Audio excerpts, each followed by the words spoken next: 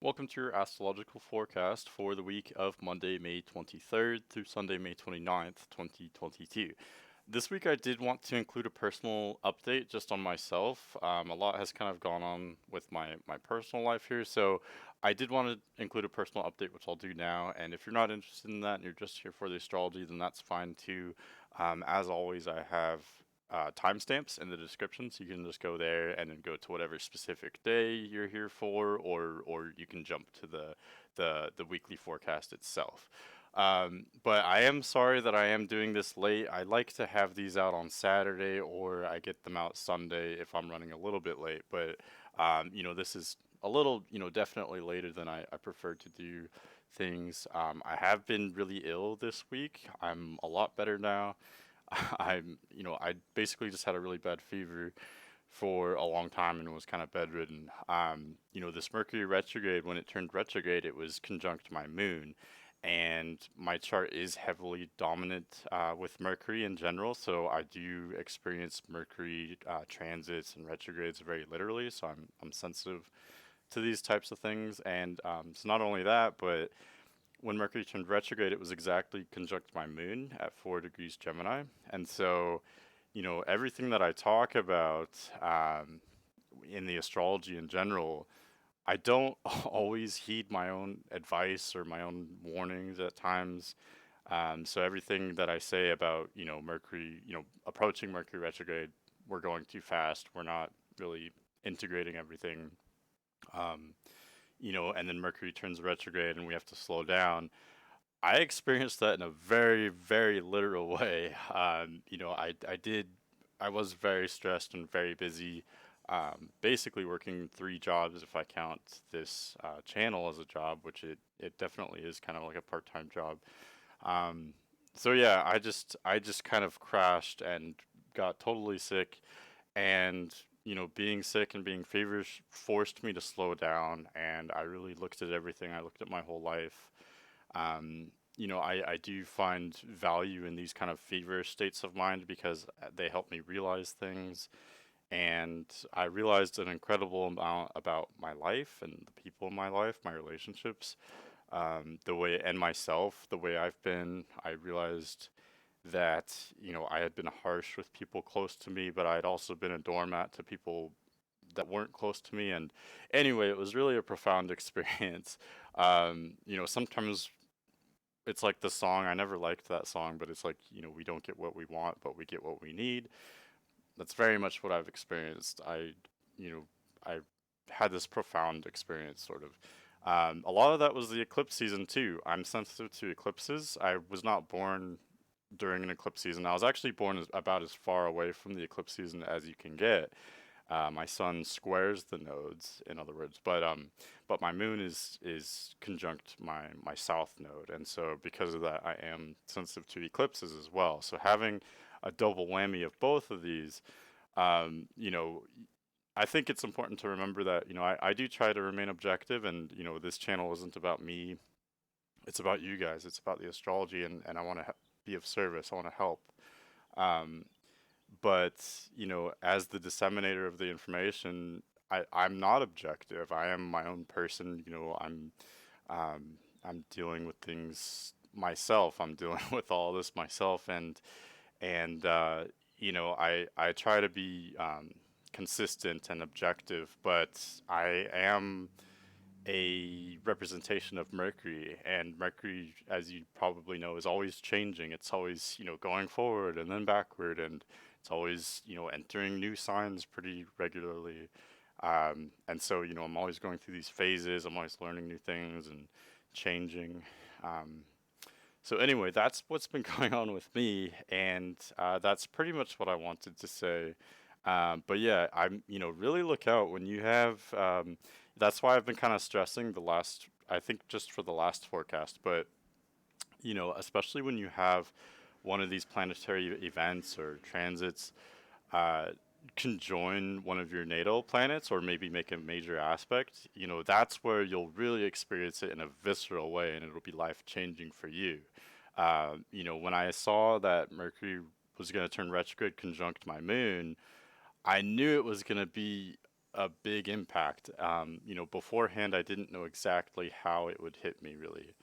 Um, but yeah, it did kind of change everything for me. I mean, you can't really get more personal than your moon. Your moon sign is kind of the bulk of who you are, I think, really. So yeah, that has changed a lot. But um, but I'm happy to be back to normal somewhat. I do feel different though. I've learned so much that almost feel like a kind of new incarnation in a way. So anyway, so I just hope I can use whatever new insight I've gained to enrich the astrology for you guys. The other thing too, I've been thinking about making a kind of update video for some time now, but I haven't. And this channel is growing pretty steadily. I'm almost at that 1,000 subscriber mark where I can become monetized, and I do just kind of I very much appreciate all the support I've gotten. I've gotten a lot of really supportive messages from you guys, um, and I'm also just inspired by you. I'm inspired by people who are so ready to share their story with me, and who trust me, trust that I'll be a friend, or maybe trust that I'll be a source of information or wisdom. And part of me just feels like I'm in over my head, and I'm like, who am I, you know, to handle this trust? But this other part of me feels really natural with it. I step up and I do have something to say. I always have, something to say when people are asking me for personal advice and things of that nature. So that's one of the many things I've realized this week, is that, this is something I want to do. This is really important. And part of that is financial. Time is money. I have to have the time to do this, and I have to pay my bills just like anybody else. I have to work. That's part of why I increased my rates recently, just because I'm taking a step toward making this something that I can do with a lot more of my time. I do feel like this is kind of my calling. So anyway, thank you for everything, and I hope, and I also know that I'll only continue to be a better kind of servant for you guys, and I'll get, um, the quality of my information will only grow with time, and really that's what it's about. Again, it's I I I think this was good to do an update and talk about myself a little bit, but ultimately it's really not about me. It's about the astrology, the information, and it's about helping you guys. So anyway, I'm just so grateful and humbled by this whole experience, and not by being sick. I mean, well, that too, but I meant by this whole experience of with the channel and doing these readings, doing the forecast, and all of it. So thank you. Okay, but let's get on with this forecast here. So again, this is Monday, May 23rd through Sunday, May 29th, 2022. This week to me is the return to normalcy, okay? And we are closing out the eclipse season. We're also closing out Mercury retrograde. Now, Mercury will not turn direct this week. It will in the next forecast, though. But what will happen this week is that Mercury will reach the degree in Taurus, 26 degrees Taurus, where it will turn direct. Um, let's see, let me go back a week here. You can see by the end of the week, I just had the chart for May 29th, and Mercury was already at 26 degrees Taurus. If you want to just skip back, you can see that. I'm sorry, I'm not going to go back with this chart here, but yeah, so Mercury will already reach that degree, so it'll already be basically stationary by the end of this week. Not changing a single degree until it turns direct and then finally moves on. So Mercury kind of turning, being stationary for that week, or even week and a half period around the end of Mercury retrograde. It just does show that we're at the end here of the Mercury retrograde. I always say, Mercury doesn't just travel backward and then suddenly start moving forward from our perception. It's kind of like a train. It slows down, makes a stop, and it kind of just appears stopped there for really the better part of a week or a week and a half. And then it will gradually start moving forward. So we'll already experience Mercury pretty much slowing down and stopping this week. And that will intensify things a little bit, but I don't think it, I think it pales in comparison to the intensity that we've just experienced with the eclipse season. So that leads me to the eclipse season. Now, this week is important because, well, we don't actually have any new moons or quarter moons or full moons, anything like that. So that's kind of nice. We get a break from these lunar events this week. I think that's nice, honestly. But early next week, we will have a new moon in Gemini, and I'm just saying that because um, it means that this whole week leading up to that new moon in Gemini next week is it's closing out the lunar cycle. A new moon is, of course, a new beginning, a new moon, a new lunar cycle, but it's also the point where a lunar cycle is closed out as well. So every beginning is an end at the same time. New moons are no exception. So this new moon in Gemini, to me, it's the first new moon we've had in a while that's not an eclipse. Um, first new or full moon that's not an eclipse. So really, it marks the end of the eclipse season, and it marks the beginning of the first lunar cycle that we've had in some time now that is not. It has nothing to do with eclipses. We've moved on. It's not within range from the nodes.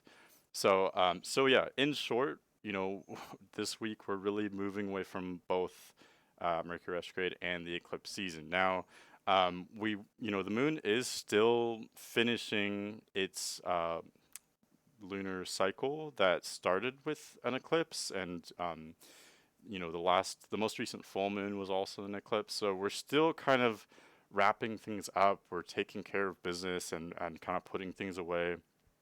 But we've basically experienced the brunt of it. Okay, a lot of new energy has come in, and a lot of new patterns and themes, a lot of new things going on with our lives. Um, I wouldn't expect any big plot twists from here. Again, unless there's a certain configuration of planets that's, specifically hitting something in your chart. If as long as nothing like that's happening, we've really experienced the gist of it. And then now is just about integrating and dealing with and applying, the things that have already happened and the information we've already gained from the last several weeks, if that makes sense. So that's really what this week is about. We do have two planetary events. That would be Mars going into Aries and Venus going into Taurus. Now, I think this is so perfect for returning to normalcy as well, because having, you know, having Mars in Aries and Venus in Taurus, they're both in domicile in those signs. And domicile planets are kind of like normie planets, if you will. I think I forget who called them that. I had someone in my life called them normie planets. But I think that's kind of clever. I think that's very accurate. They are normie. They're kind of mainstream. They're what you would expect. So when Venus is in Taurus, um, Venus is kind of sweet. She bestows upon us abundance with sensual pleasures, and of course, that's much of what pleasures naturally are, is having to do with indulging in our senses. So Venus in the kind of sweet and stable sign of Taurus, that's Venus behaves exactly how we would expect her to behave when she's in Taurus. It's her energy is very strong and very clear. It's very difficult to misunderstand, very easy to understand, I guess I should say. Same with Mars in Aries. Mars is the ambition, it's the masculine energy. When it's in Aries, it's supporting us being instinctive and making decisions kind of quickly, being impulsive, being courageous and strong, being maybe instigating things a little bit. So again, Mars in Aries is behaving exactly how we would expect it to. So this is really perfect for just strengthening these kind of normal energies. Before we had this eclipse season and Mercury retrograde, we still had what was going on with Ukraine, and there was a level of dysfunction in this world, but in these times, that kind of is normal, if that makes sense. Like, there may be some kind of regional upset, but that's the world we live in. So we're, everything's relative, I guess is what I'm trying to say. So we'll return to normalcy. Does that mean that it's going to be normal for every single person on Earth? No, there's always something going on. Like I said, there may be something happening in your life depending on the way your planets are oriented. It may be that for you, you experienced a relatively mild time with the eclipses, and then it only gets intense afterward. There's room for that level of kind of sovereignty and individual experience.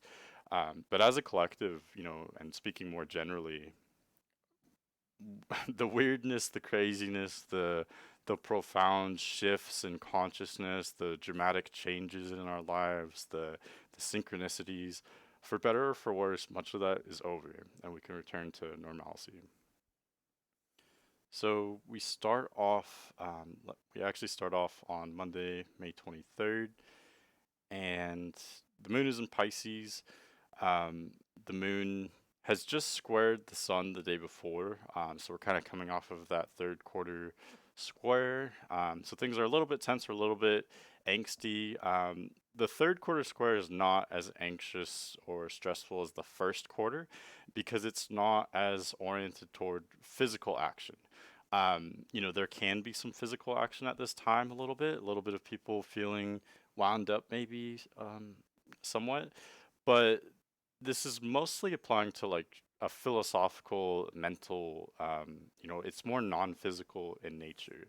So this is more about maybe being stressed or anxious kind of on the inside, in our kind of dreams or our thoughts. That's where the action is more focused, and it's really just about applying and integrating the information that we gained from the full moon lunar eclipse that we had a week ago. Okay, so again, it's about kind of winding down, kind of organizing things, fixing things, making last minute changes. That's what the third quarter moon is all about. And in Pisces, a lot of this is kind of spiritual in nature, especially considering that the full moon lunar eclipse wasn't in Sagittarius; it was actually in Scorpio. So we had this kind of unique situation where, because the sun just recently changed signs, the full moon was actually in a water sign, and this third quarter moon was in a water sign as well. So a lot of this is kind of dreamy in nature, it may be spiritual, emotional in nature. And like I said last week, there may have been a lot of realizations, profound shifts in consciousness with that full moon lunar eclipse in Scorpio. So Pisces is, what better sign, to kind of integrate and collect and organize these heavy emotional realizations and other realizations we may have had a week ago. But that's generally where the focus is here on Monday. Kind of I don't know. I think it's a nice way to start the week.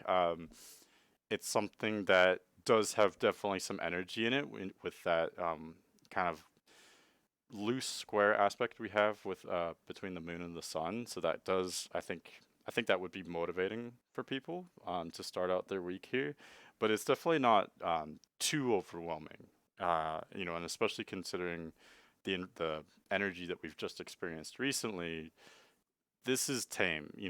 Like in other words, if you could make it through the energies that we've just experienced, this is going to be nothing for you. So this looks like an energetic but also kind of relaxed start to the week to me. We do have two aspects today. That would be Mercury sextiling Mars.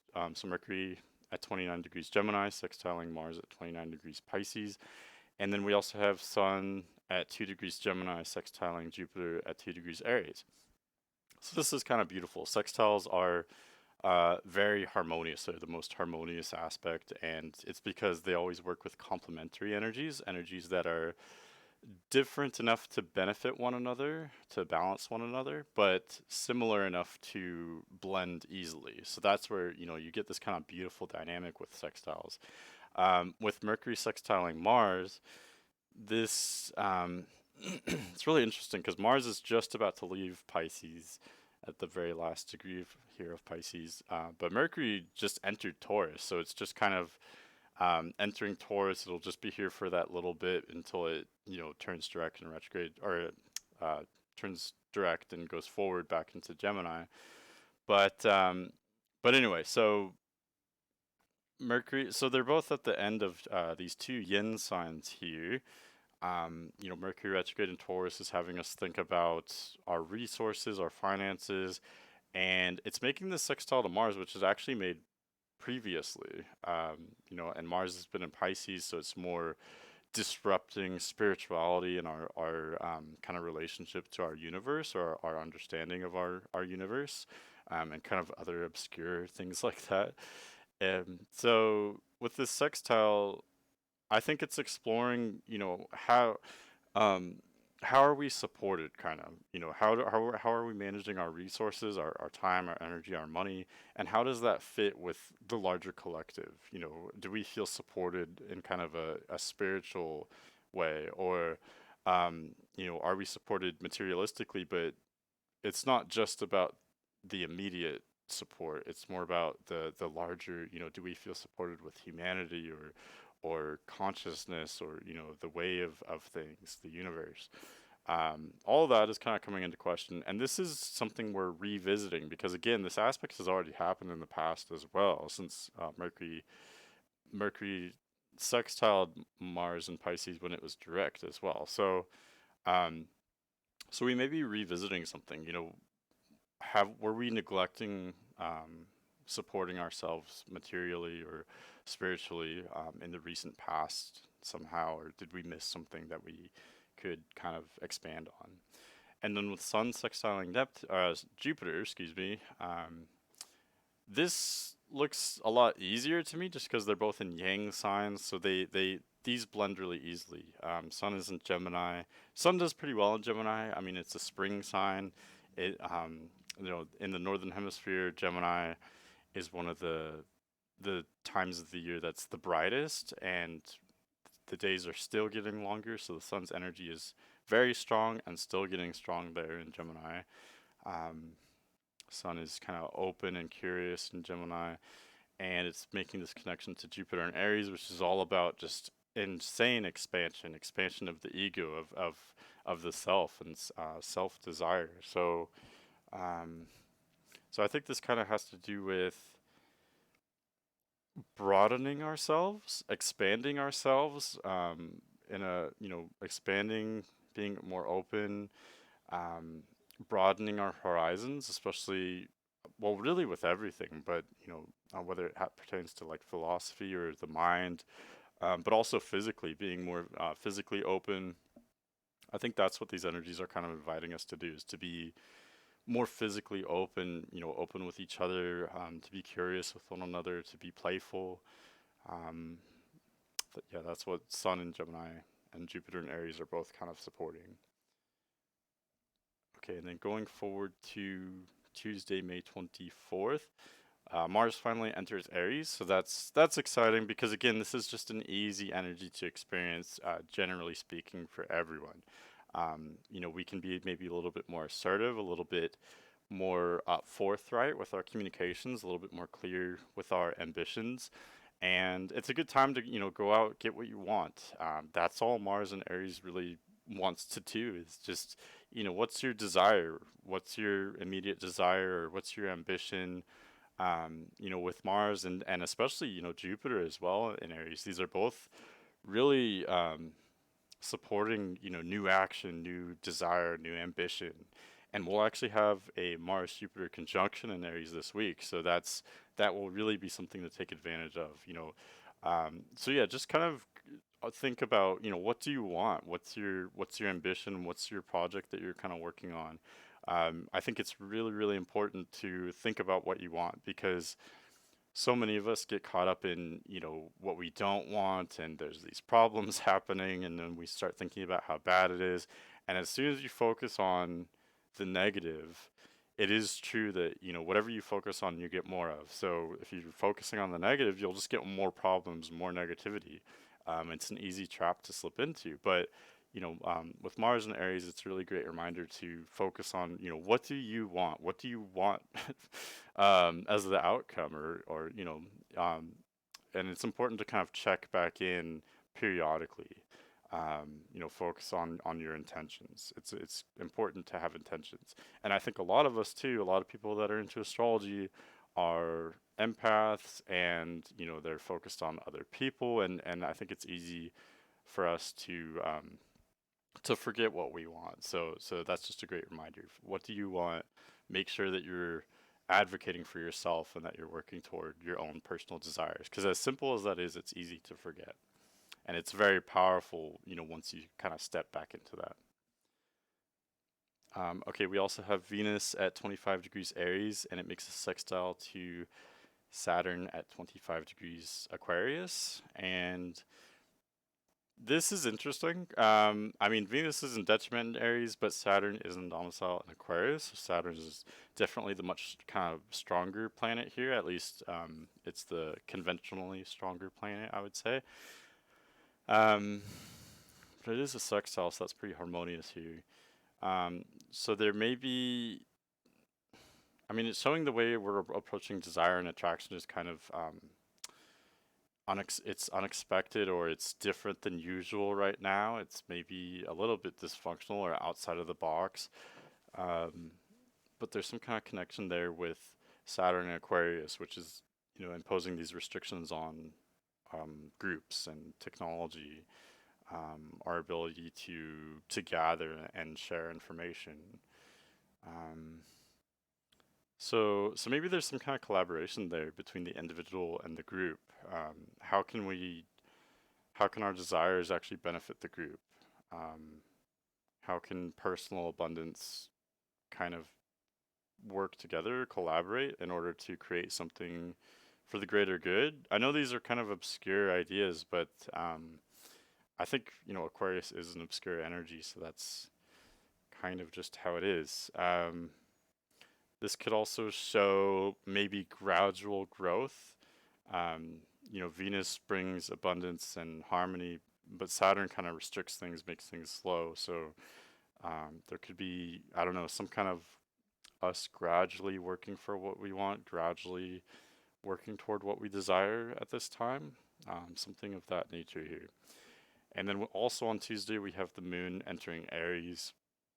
And I think this is part of a greater shift. It really makes this shift known that there's a lot of yang energy, and there will continue to be a lot of yang energy, especially once Mercury enters Gemini again in the near future.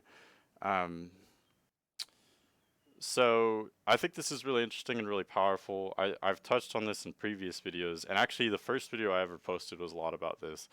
Has a lot of information there about what I'm about to say. But in the late 2020s, there's going to be a lot of yang energy, a lot of, Aries, Gemini, Aquarius, planets, signs like that, and yang energies in general. So whenever I see a big lineup of yang energy like this, I think of it as a hint or I don't know, like a trailer or a sneak peek at what's, something much more monumental that's about to come later in the last part of this decade. I think this is going to be refreshing having all these planets in Aries, because we're so used to much heavier energies. We've experienced a lot of Capricorn, at the beginning of this decade. We've had a lot of Capricorn really, and a lot of yin energies in general. A lot of Pisces, and we've got Uranus and Taurus. These are all slower energies, and so we've had a lot of weight on us really since 2008, but definitely since 2020. We're used to being things slow. We're used to delays. We're used to a lot of pressure, pressure to strategize and think about, what's the right thing to do. Um, so I think it's really refreshing. Like suddenly we have all these planets in Aries, Moon, Mars, Jupiter, Chiron, and Venus, and they're all supporting us just kind of, being whimsical or being playful, being spontaneous or impulsive, and it's just so different than what we're used to. Um, we just haven't had a lot of long-term transits there, so I think with Jupiter in particular in Aries, it's different. It's something different that we may have to get used to, but these are kind of the more, I think, playful energies. I feel like they're objectively more fun, if there is such a thing.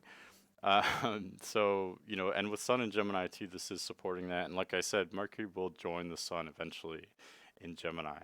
So yeah, this is different. We even had a lot of Yin energy in the very near past. So yeah, we're kind of turning toward, being more outgoing, more expansive, more spontaneous, and more kind of focused on our own desires, which I think is really great and something, we could use some kind of fun. We could use some upbeat energy. So that just looks nice to me. Let's go forward to Wednesday, May 25th. Moon continues through Aries. It crosses over Mars and Jupiter, and Mars is nearing Jupiter. They're getting close to conjoining here, right here. So yeah, a lot of powerful energies. Aries is a very powerful sign. Like whatever planet is in Aries, you know it's there. It's very tangible. It's not confusing. It's not wishy-washy. It's there, and it's it's loud and it's proud. So this is a strong sign that kind of starts everything. So having so many planets there, I think, is really great. Moon also, part of why it's great, and with the moon in particular, but also these other planets in Aries, they are sextiling the sun. None of them are exactly sextiling. The moon will briefly make an exact sextile with the sun today, though. So this is really great. The planets in general are pretty harmonious with one another. Um, let's see. I mean, we are getting close to a Venus-Pluto square, but in general, the main kind of focus of the chart is the sun in Gemini, and then all these, this big stellium in Aries, which is harmonious with the sun in Gemini, and the sun and the moon are harmonious. There's this waning sextile, so the moon is a crescent moon at this point, and it's losing light, so it's kind of closing out this whole crazy eclipse lunar cycle that we've had. So this looks really great. This looks peaceful and harmonious, but there's also so much energy with all these Aries planets that, we're going to want to express ourselves in our own way. Aries looks a little bit different, for each person because it's all about following what you want and your own personal desires, your own self-expression, and having your own self-expression in a kind of loud and proud way. Or maybe it's not a loud way. Maybe it's quiet. It's whatever you want it to be. It's just whatever's kind of deep down inside of you, really. So I think this looks like a lot of fun. I think it looks fun for everyone, kind of. And again, this is so much less intense than what we've been dealing with that I think this is kind of like a breath of fresh air. The moon is closing out its cycle. This is a really low key, kind of relaxed part of the lunar cycle. Yes, it is Aries, so it's kind of more upbeat or more outgoing or energetic. But still, this is a relaxed part of the lunar cycle. So it looks good. I'm happy to bring some kind of, more objectively good news, I would say, than, last week was really brutal where I was just throwing, there's this and there's another thing and so this looks really nice. It looks peaceful. Okay, Wednesday we do have one aspect that would be Mercury at 28 degrees Taurus, trining Pluto at 28 degrees Capricorn. It is interesting they're both retrograde, but even though they're both retrograde, Pluto is so slow that Mercury, uh, it initiates this aspect. It's traveling backward fast enough that it initiates the aspect. Kind of interesting here. So we may have realized something about the larger like hierarchy or the structure of society. Um, we may have realized something that was necessary, I guess, for our own personal advocacy or our personal power to have structure within ourselves. Um, let's see, and we may have learned about some kind of corruption recently, or and this could be with like the governments, our national governments, but it could also just be with much more local hierarchies, like like your like workplace dynamics, for instance, or the dynamics of a family. You may have learned more about kind of the inner workings of whatever hierarchy or structure you're a part of, and But this looks harmonious though. I mean, it is a trine, so maybe there's been some kind of learning there, some kind of change, but it appears things are more balanced now, or we've realized something that has helped us to become more powerful within ourselves, because that's kind of what Pluto is all about. And Mercury is we tend to experience things kind of through the quicker moving planet. So it's almost like we are Mercury. We've learned about this hierarchy. We've learned about the corruption, um, and in doing so, gain more power within ourselves. That's how I would read that. Let's go to Thursday, May 26th. Moon continues through Aries. Moon will be in Aries all day still. Moon crosses over Venus, which is pretty nice. Moon and Venus together are really sweet. It's a feminine energy. Now it is in Aries, which is much more masculine, so it's a more masculine kind of context. But we do get a little bit of sweetness and that kind of feminine nature from Moon and Venus conjoining kind of briefly here. So that looks really nice. And we do have one aspect that would be Mars squaring Uranus. So let's see, that's not accurate. So that's I'm sorry, I wrote my notes incorrectly. It looks like a half square. Um, so so there's actually no aspects here. Just Moon going through Aries. Let's see. That's pretty much it. So all in all, this continues to be really harmonious. Moon is no longer making that aspect to the sun, but we do have all these planets in Aries sextiling the sun by sign. So that is still really harmonious. And the moon is continuing to lose light, so it's barely visible at this point. It's only visible at very select times of the day. Um, so yeah, we're kind of closing out this lunar cycle. These last couple days of the lunar cycle are typically, meant to be about rest, about integration and kind of pondering, like what even happened the last month. Let's kind of think about that. Let's kind of go within ourselves if we can. It's just too bad that, our work schedules aren't tied around astrology, at least for the vast majority of us. So, um, we typically can't really do that. But if you can, um, have rest over these next few days, or kind of allow yourself to ponder or wonder about what you've learned and what you've experienced in the past month or two, um, that would be kind of really advantageous. That's kind of what is supported by these energies here. Okay, let's go forward to Friday, May 27th. Moon does finally leave Aries and enter Taurus here, so that it's a much more low-key energy for two reasons. One, Moon is exalted in Taurus; it's very strong there, but Moon likes to be kind of quiet. It's more feminine. It likes to be a little bit more covert about things, or more subtle. Um, and it's very at home in Taurus. Taurus is kind of a low-key sign. But another reason why this is a low key energy is because it's just, this is what you'd say is a dark moon at this point. It has, little to no light.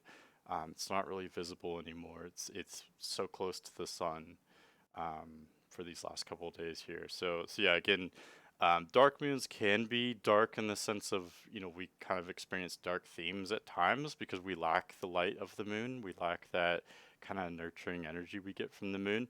But things can also be really relaxed and stable because the moon can be a nurturing energy, but it can also make people crazy, like lunacy, lunatic.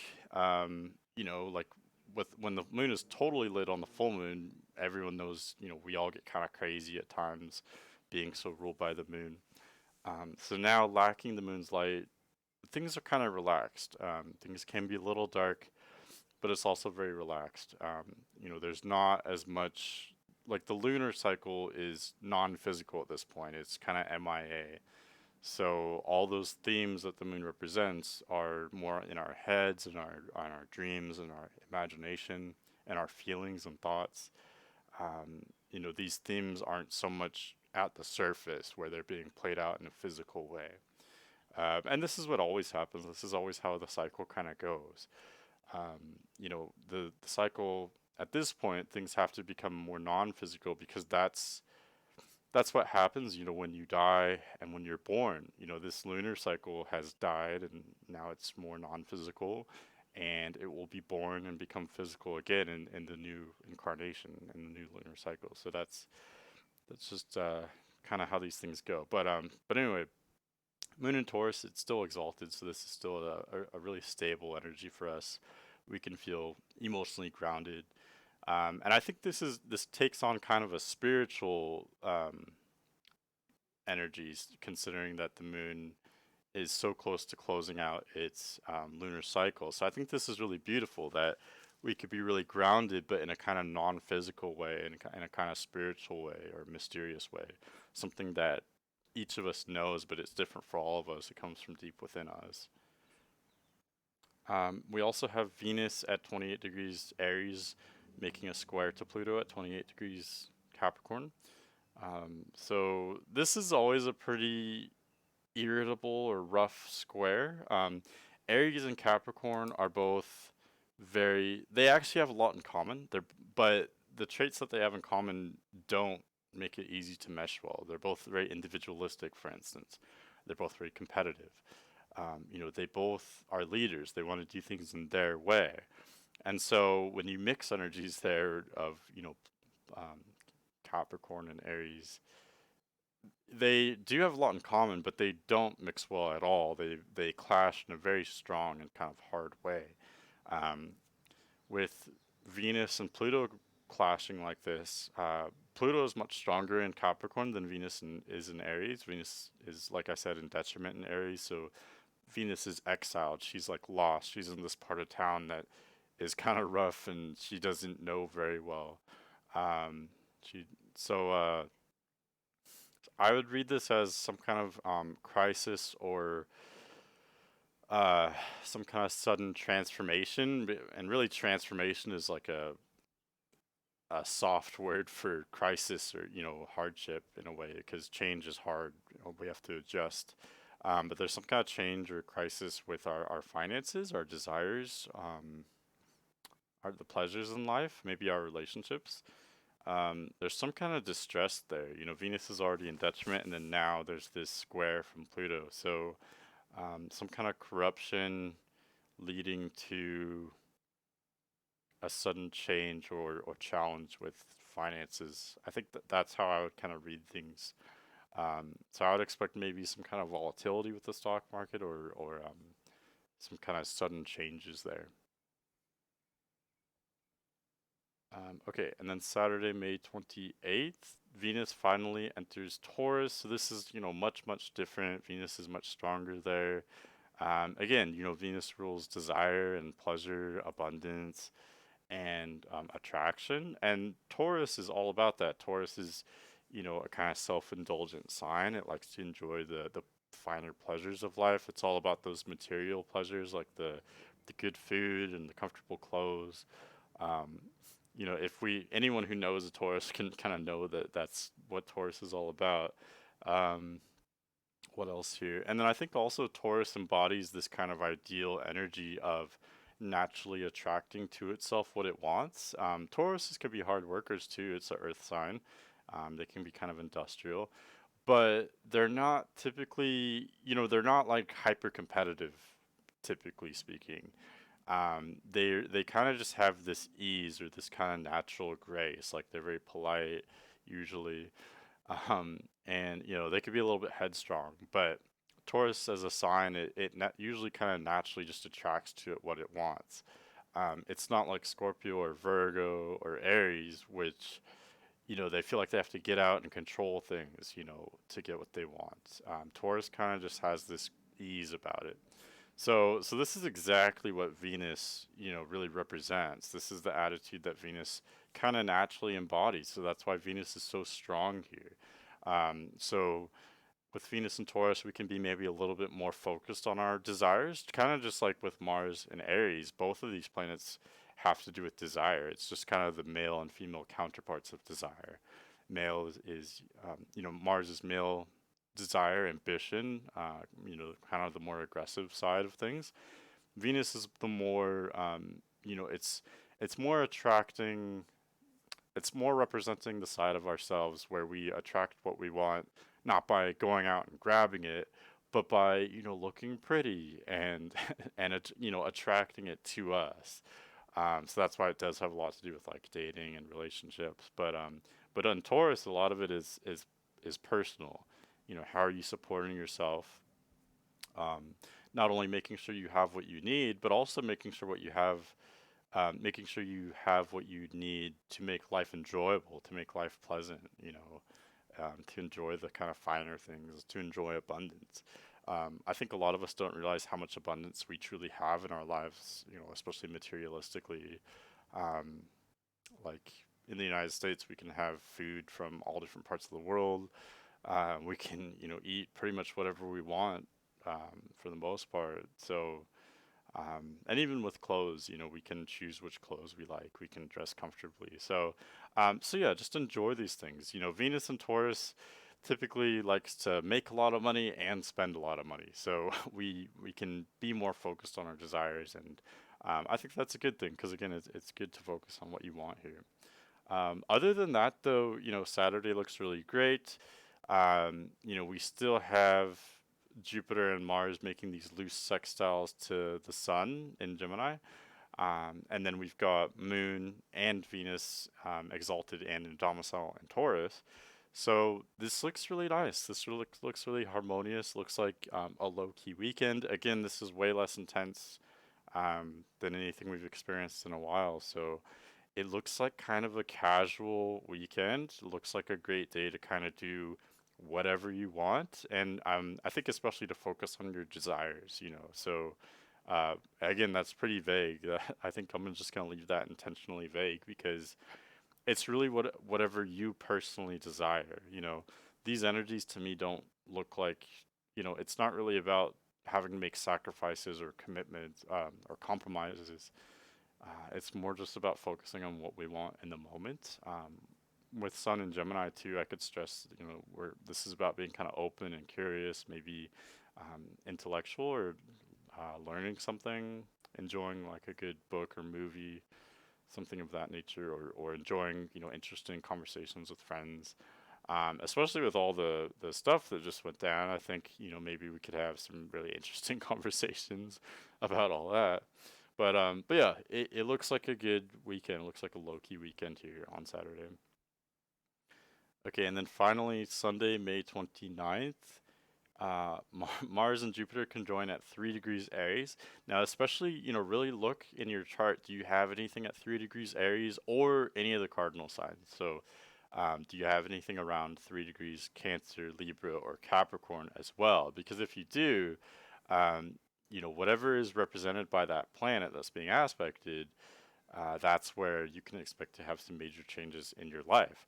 With Mars and Jupiter, this is a really unstoppable team in regards to getting stuff done. To imagining a new project and making it happen. These planets together are about kind of making dreams reality, or accomplishing the biggest goal. Climbing the biggest mountain or whatever it is. Jupiter's all about making things big and expansion, and then Mars is about conquering things and conquering your ambitions, your desires, um, and having the gall, having the bravery to get out there and start something and accomplish something, be the best at something. So I think especially in Aries where Mars is in domicile and Jupiter does well also, um, this is really powerful and it is very personal. Again, Aries is the sign of self, so it's going to be personal to each person. What is something that you were afraid to do before that you kind of just left on the back burner? Or, what is something that you still want to do? I think this would be a really great time for revisiting that. And I don't know, revisiting things with some newfound inspiration and bravery to I don't know, to make something happen, to achieve something. Okay, and then the very last thing is Moon does leave Taurus today here on Sunday, and it enters Gemini. So it really kind of closes out the lunar cycle. We're really closing this whole eclipse season and waving goodbye to all of that kind of craziness. Um, and yeah, I think this is really beautiful. It fits into this forecast pretty nicely as well. So so that's what I have for you for this week. Next week we'll finally get that new moon in Gemini. So this is something that we've already kind of built up to. And again, it's not going to be an eclipse, so this will be nothing. This will be easy to handle. There's really no major aspects of this. It looks like an easy one, kind of casual. So that's really great. Next week, Mercury will turn direct at 26 degrees Taurus, and Saturn will actually turn retrograde at 25 degrees Aquarius. So I'm definitely looking forward to getting into all that with you guys.